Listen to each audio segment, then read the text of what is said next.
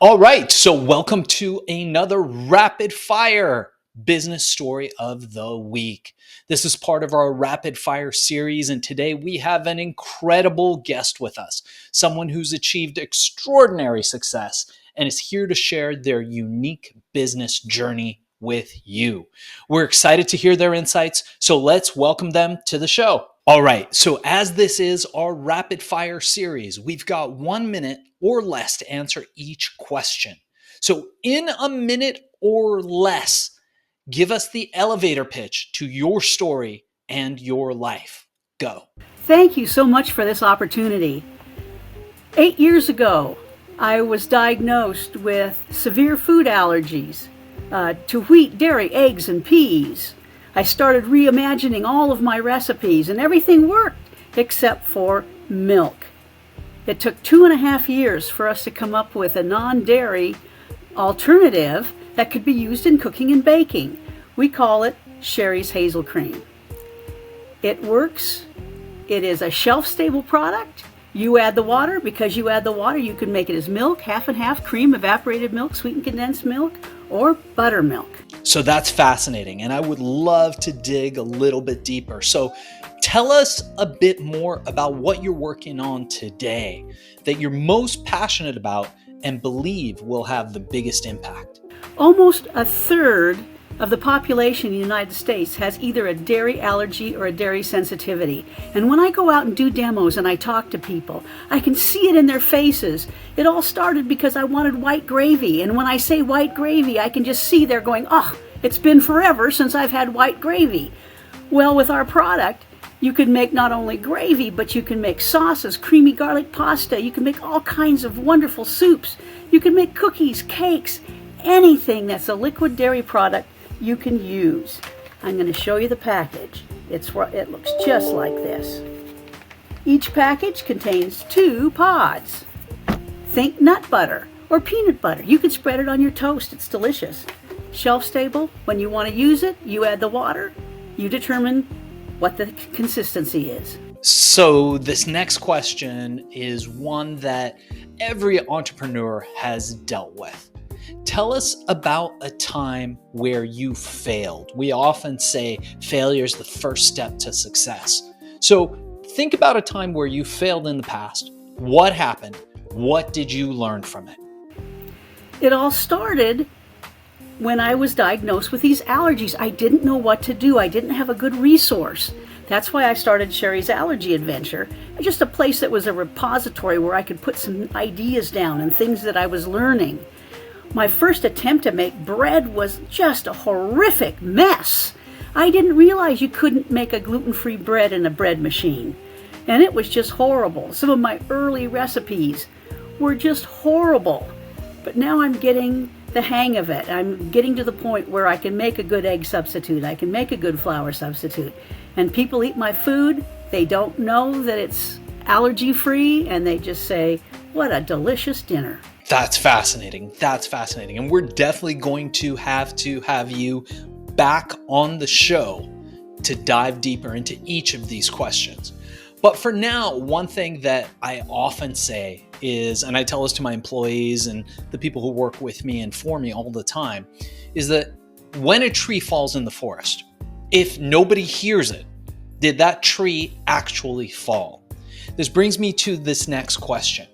How do you make sure that all of these amazing projects that you're involved in get noticed?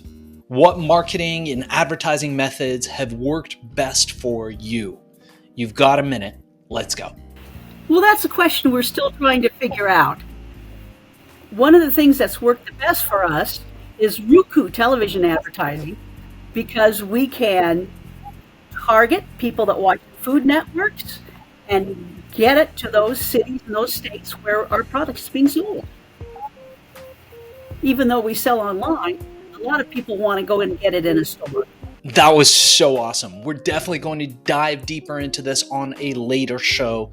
And as we approach our last question, before we ask people how people can get a hold of you, how people can reach you, learn more about the work that you're doing in your company, and we will include all that information in the show notes, what I wanted to ask you is, what is one piece of advice that you would offer to your younger self, to our audience, and to somebody, especially somebody who's just starting out in the same niche that you're in, but just doesn't know how to start or get going?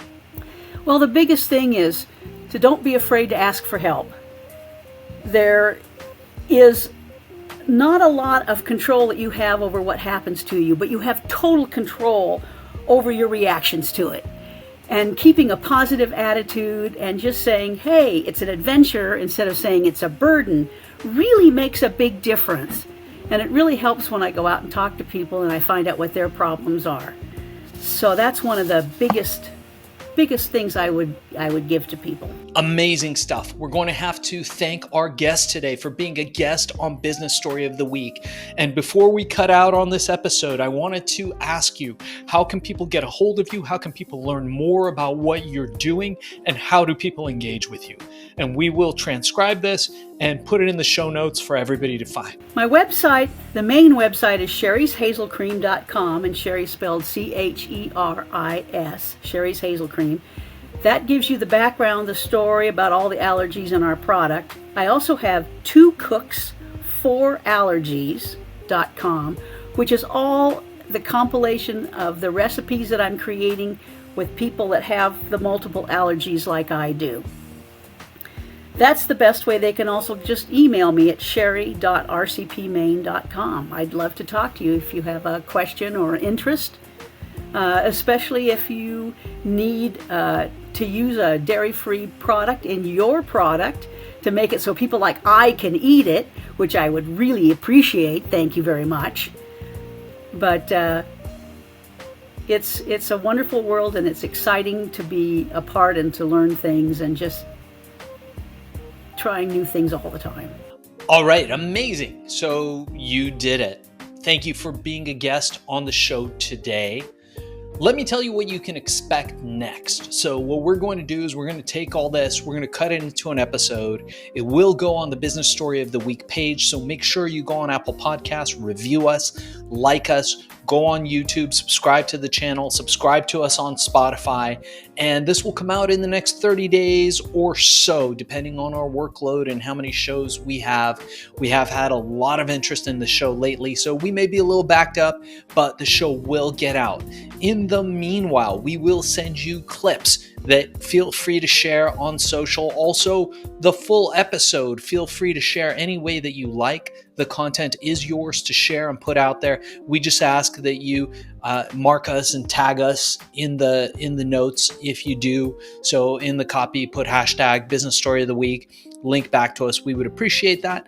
And if you think that you might be interested in doing more podcasts, live ones and studio ones, Zoom ones, Riverside ones, there's a whole host of shows that likely, if you did this one and succeeded, you would probably be really great at, and a great way of getting your message out. So your host will talk to you about potentially getting you booked on a strategy call for a Business Story of the Week's sister company, Podcast Cola, or becoming a YouTube influencer through Viral Mirage.